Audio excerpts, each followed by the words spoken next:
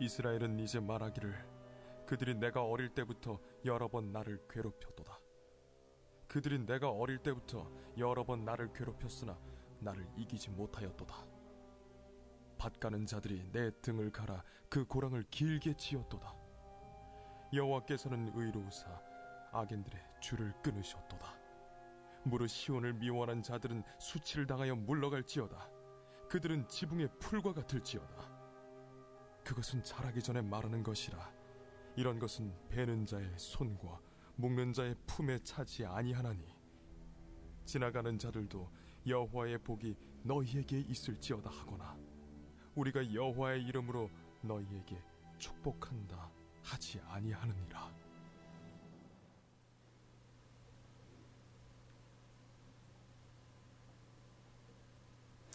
성민 박해자의 패망에 대한 얘기가 시편 129편에 소개가 됩니다.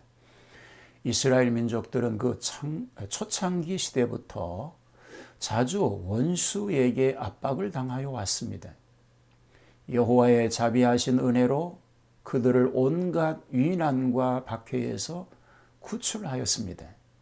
그 역사적 사실을 회고하는 일과 또 이 사실은 미래의 기초를 놓는 셈이니 시온을 대적하는 악한 원수들이 그들의 음모를 수행하기 이전에 멸망할 것이라는 사실을 노래하고 있습니다.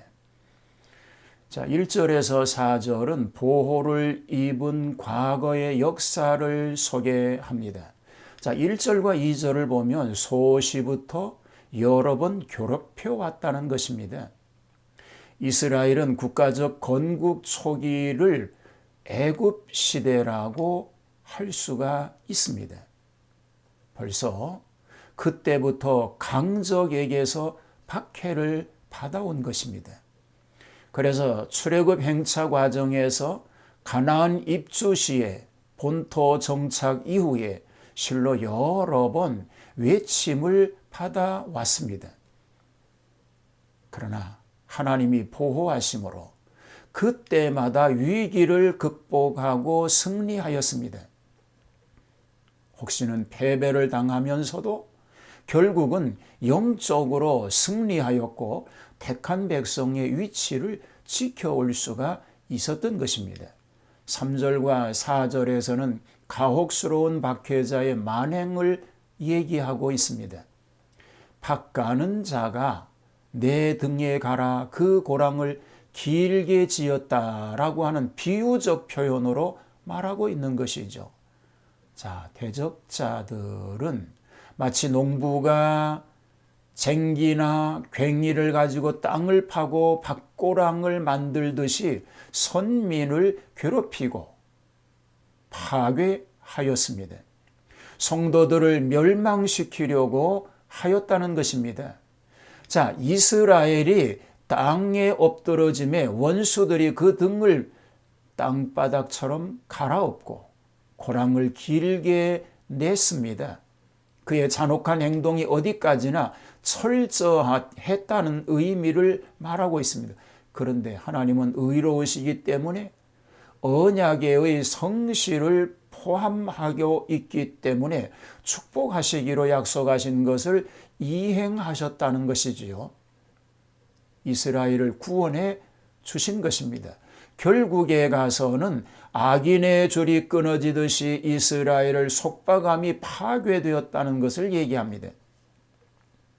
이스라엘을 소와 같이 생각하고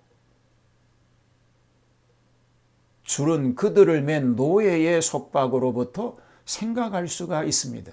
그런데 그곳에서 자유롭게 하나님이 해 주셨다라고 노래하고 있습니다. 자, 5절에서 8절은 박해자가 나중에 받게 될 형벌을 얘기합니다. 5절을 보면 수치를 당하고 물러간다고 말하죠. 시온을 미워하는 자라고 하는 것은 이스라엘을 대표하는 자들을 말하고 있는 것입니다. 선민을 가혹하게 하는 자들이 그로 인하여 영광을 누리거나 자기 유익을 얻는 것이 없게 되고 오직 수치를 당하여 결국 물러갈 수밖에 없게 된다는 것입니다. 영광스러운 개선의 승리가 아니고 창피스러운 패배의 후퇴가 될 것이라고 말하고 있습니다. 6절과 7절은 지붕의 풀같이 말라질 것이라고 얘기합니다. 지붕의 풀은 뿌리를 제대로 깊이 내리지 못하였기 때문에 잠깐 동안은 푸르게 살아있는 것 같습니다. 그러나 조금만 감으로 비가 오지 않으면 곧 말라져 버리고 마는 것입니다. 이렇듯 이스라엘의 대적자들이 이같이 자아소멸의 때가 이르게 될 것이라는 것입니다.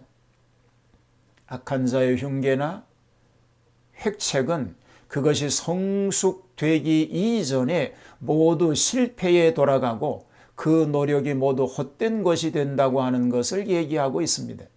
이런 것은 베는 자의 손과 묶는 자의 품에 차지 아니한다고 7절에 말하고 있습니다.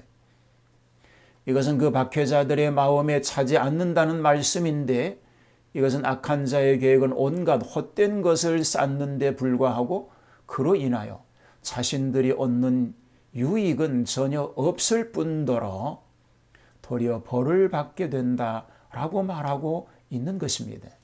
자, 마지막 8절은 이렇게 얘기합니다. 지나가는 자들도 여호와의 복이 너희에게 있을지어다 하거나 우리가 여호와의 이름으로 너희에게 축복한다 하지 아니하느니라고 마지막 말씀을 기록합니다. 근동에 있어서 추수기에 밭 옆으로 지나가는 사람들이 곡식을 추수하는 농부들과 더불어 서로 축복을 교환하는 미풍이 있었다는 것입니다. 그렇지만 하나님을 반역하고 그 백성을 괴롭히는 원수들의 심은 곡식을 거두는 자들에 대하여서는 바른 마음을 가진 자로서는 결코 하나님의 축복을 할 수가 없다는 내용이 되는 것입니다. 결국 의로운 자에게 하나님의 축복이 임할 수밖에 없다는 것을 말하고 있습니다. 오늘 이런 거룩한 삶, 복된 삶, 누릴 수 있는 은혜가 우리 모두에게 있게 되기를 주님의 이름으로 축복합니다.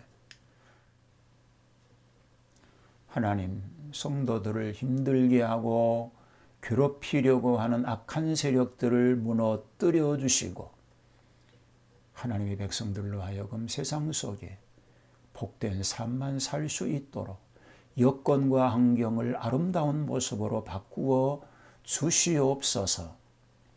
예수님 이름으로 기도하옵나이다. 아멘.